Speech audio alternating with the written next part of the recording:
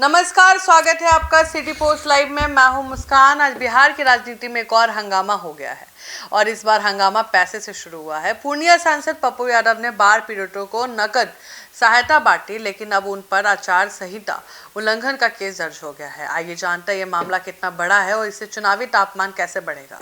बिहार में आचार संहिता लागू हो चुकी है क्योंकि विधानसभा चुनाव की घोषणा हो चुकी है, लेकिन इसी बीच पप्पू यादव वैशाली जिले के गनियारी गांव पहुंचे और बाढ़ पीड़ितों से 2000 से 3000 रुपए की नकद राशि बांटी।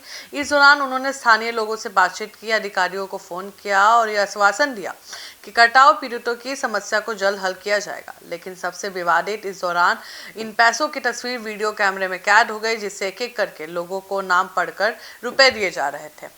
इस खुलेआम रकम वितरण की कार्रवाई को लेकर अब स्थानीय प्रशासन ने एफआईआर दर्ज कर ली है।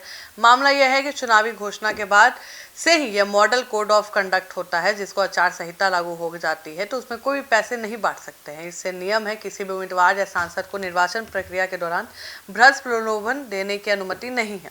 यानी अगर सांसद खुले तौर पर नकद वितरण करते हैं तो यह आचार संहिता का उल्लंघन माना जा सकता है। हालांकि अभी तक चुनाव आयोग प्रशासन की ओर से कोई आधिकारिक बयान नहीं जारी हुआ है। पप्पू यादव पर कार्रवाई की जाएगी या नहीं। पप्पू यादव ने इस मौके पर चिराग पासवान, केंद्रीय मंत्री नित्यानंद राय पर निशाना साधा है। उन्होंने कहा था कि यही बड़े बड़े नेता टिकट की होड़ में व्यस्त हैं, मगर कटाव पीड़ितों से मिलने के लिए जब बारी आती है तो किसी को नहीं आना होता है। उन्होंने यह भी कहा है कि उन्हें वैशाली के जिलाधिकारी को फोन किया, लेकिन उनका कॉल रिसीव नहीं किया गया।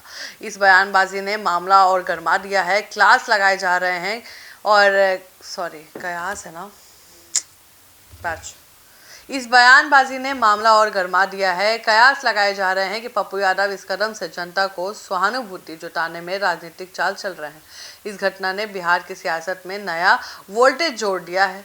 अब विपक्ष और विरोधी दल इस घटना को चुनावी दलाली कहकर निशाना बना सकते हैं। अगर चुनाव आयोग ने बड़ी कार्रवाई की तो यह एक उदाहरण बनेगा कि आचार संहिता की कोई भी परवाह नहीं होती, लेकिन अगर हटाया गया तो आरोपों की धार कमजोर हो सकती है। इसके अलावा इस घटना में मतदाता विश्वास भी प्रभावित हो सकता है। क्या नेता गंभीर समय में मदद करते हैं तो या सिर्फ दिखावा करते हैं?